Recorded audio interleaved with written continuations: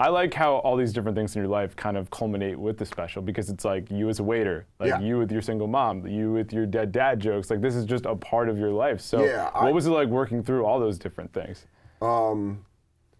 Comedy is very rewarding. The actual work is very rewarding when you get a joke to work.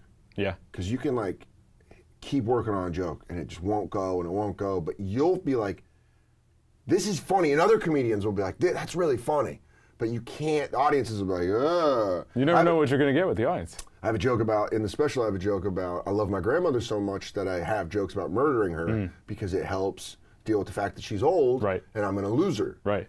I was doing that joke in St. Louis, at the Helium in St. Louis, and the front row is very close, very, very close to the stage, and there was a elderly woman and her daughter in the front row, and I have a line where I said, I think it's weird if you don't think about killing your older family members. And I just heard the old woman lean to her daughter and she just goes, I don't like this. And then it's like, as a comic, you're spinning because you want everyone to enjoy it, but it was fun to get those jokes to work. It was fun to get the dead dad jokes to work. It was fun to get like kind of the darker material that I don't think people would necessarily on paper agree with, just to get them to laugh at that stuff. Because I'm not a dark comic at all, but I'm a personal comic. Absolutely. And I think I went through some stuff, and I think it's that the best way that it's helped me has been by laughing about it. Yeah, and just to continue to talk about it because other people have gone through the same thing.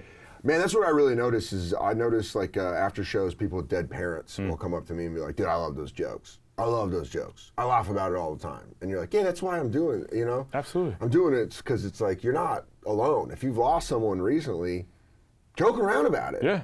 Joke around about it, and it's like, you know, I was single building the hour, but now I have a girlfriend, and my girlfriend, we were watching 60 Minutes, and she was like, I was about to make a joke, but it's too dark. I was like, no, make that joke. And she made it, and then for like 10 minutes, we were just making each other laugh, like tagging it up. And it's like, yeah, that's what, people are getting offended by humor for the wrong reasons. They're getting offended for other people. Because most of the time, the group of people that you're talking about in that joke find that funny. Right. It's the other people. It's the third parties that are like, nah, I don't think you should say that. It's like, well, let those people tell me I shouldn't say it. Sure. And if those people tell me I shouldn't say it, then we have the conversation of, maybe I should pull that back a little. But it's, you know, there's a lot of third parties speaking for people that are kind of mucking up the process. And it's the one arena where we can push boundaries and push limits. You go all the way back in the history of comedy. Look at Chappelle's new special. Look at Bill Burr's new special. Look at Michelle Wolf's special that's coming out. There's a lot of great comedy. There's never been a better time for comedy than right now. Yeah. Just the variety you have, who you can watch and who you can like is so, there's such a large field that you shouldn't be offended by jokes. Right. Because if you don't like a joke, turn it off. Right, you go to the other person. Yeah. Go to the next person. Exactly. We have it on demand. Yeah, there's someone out there for you. I promise you there's someone out there for you. What have been some of the craziest shows that you've done along the way? Like when you think about this journey, because there's a lot of different shows, a lot of different years. I think one of the most flattering things about doing this special was I've done specials before, but never in New York City. And it really warmed my heart to see how many comedians came out, how many comics were just there to watch, to hang, just that kind of stuff. And I heard it from a couple different comics, including Nate Bargatze, but just said, man, like, this is the fun show. Don't have any pressure on this show. The special taping is the good audience with the good lighting, and you're in a good place. This is what you've been working for. Yeah, the bad shows, you've done those. Yep.